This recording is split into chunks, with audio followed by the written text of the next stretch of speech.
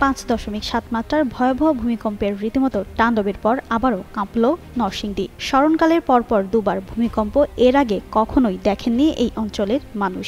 এখনো স্পষ্ট ভূমিকম্পের ক্ষতচিহ্ন, মাঝখান থেকে ফেটে দুভাগ হয়ে গেছে উৎপত্তি স্থানের মাটি।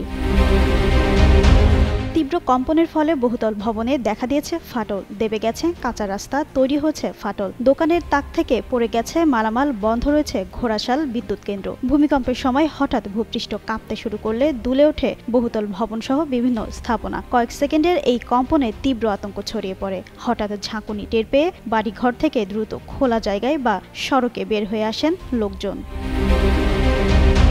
স্থানীয়রা জানান, বাসাবাড়ি বিভিন্ন স্থাপনায় ফাটল দেখা দিয়েছে। তীব্র কম্পনে ছড়িয়ে ছিটিয়ে পড়েছে ঘরের আসবাবপত্র। আতঙ্কিত মানুষেরা ছুটাছুটি করেন, বেরিয়ে পড়েন ঘর থেকে। সময়ের সাথে বাড়তে থাকে হতাহতের শঙ্কা। হঠাৎ করে একটা শব্দ হইলো, বিল্ডিংটা যখন পড়ে গেছে, যখন আমাদের উপরে পড়ে গেছে, তখন আমরা দরজাটা খোলা ছিল, দৌড় দিচ্ছি দুজনেই। দৌড়ে যখন এইদিকে আওয়াজ শুরু করছি গেটের পাইনি, তখন দিয়ে যে মাটি আমরা টান দিছি। আমরা পিছনে আবার দেখার খাওয়ার পরে দিই যে এটা একদম নিচে গেছে। আবার আমরা এরকম লাগতেছে, সেন্স বলতে নেই, আবার দৌড় দিলাম।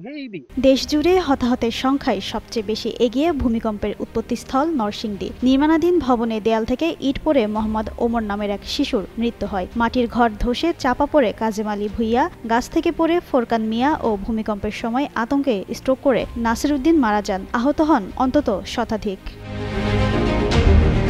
দীর্ঘ ৩০ বছরে এমন কম্পন দেখেননি নরসিংদীবাসী। ভয়াবহ এই দুর্যোগে যেন থমকে গেছে স্বাভাবিক জীবনযাত্রা। ক্ষতচিহ্ন আর নীরবতায় স্তব্ধ হয়ে আছে গোটা জেলা।